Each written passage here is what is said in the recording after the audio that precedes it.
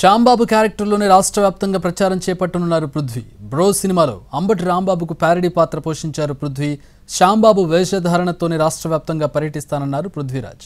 అందరూ కోరుకుంటే సత్తెనపల్లి నుంచే శ్యాంబాబు వేషధారణతో ప్రచారం ప్రారంభిస్తానని చెప్పారు ఆయన. ఇప్పటికే వార్ వన్ సైడ్ అయిందన్నారు. తాను టికెట్ ఆశించడం లేదని, ఎన్నికల్లో పోటీ చేసేంత డబ్బు కూడా తన దగ్గర లేదన్నారు పృథ్వీ. యాక్టర్ పాలిటిక్స్ రాకముందు ఐఎమ్ యాక్టర్. సో నేను ఆ డ్రెస్ వేసుకుని ప్రచారం చేస్తాను. మా మేనిఫెస్టోని ముందుకు తీసుకెళ్తాం. పవర్ స్టార్ పవన్ కళ్యాణ్ గారిని, చంద్రబాబు గారి మిశ్రమ ప్రభుత్వాన్ని తీసుకొస్తాం.